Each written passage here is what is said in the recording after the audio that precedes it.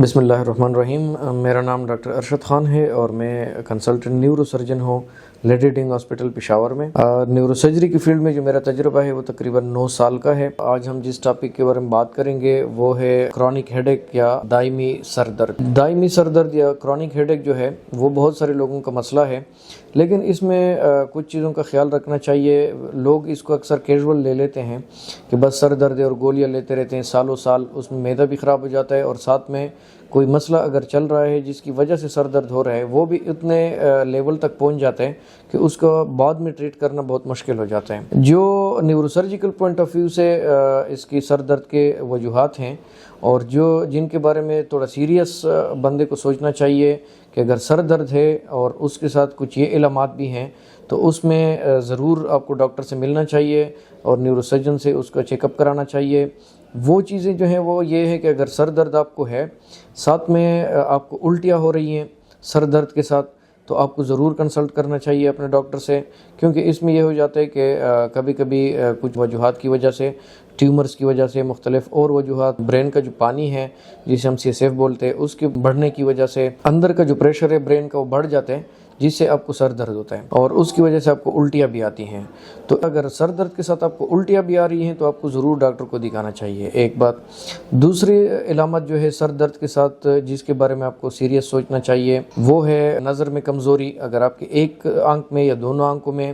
سر درد کے ساتھ ساتھ آپ کو یہ علامت بھی سٹارٹ ہو جائے تو اس میں آپ کو سیریس لینا چاہیے اور اس میں آپ کو ضرور سوچنا چاہیے۔ اس کے علاوہ اگر آپ کو سر درد کے ساتھ بہت زیادہ گرمی یا سردی یا آپ کو بہت زیادہ بھوک لگے یا آپ کو بہت زیادہ پیشاب آئے تو یہ بھی ایک وجہ ہو سکتی ہے۔ سر میں دودھ ہے پیچیوٹری، اس میں جب ٹیومر ہو جاتے ہیں تو اس میں ساتھ ساتھ سر درد ہوتا ہے اور سر درد کے ساتھ نظر میں کمزوری یا آپ کو زیادہ گرمی سردی لگنا یا بھوک بہت لگنا یا بہت پیشاب آنا، یہ علامات بھی ہوتی ہیں۔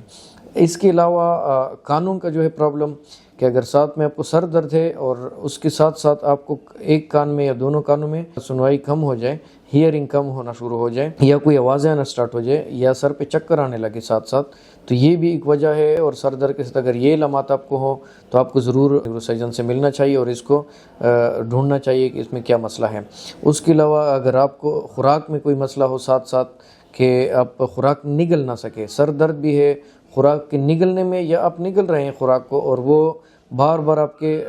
جو ہے نا اٹک جائے اور ساتھ میں پانی پینے کے ساتھ ساتھ وہ ناک سے کے تھرو آئیں، تو ان چیزوں میں بھی آپ کو بہت سیریس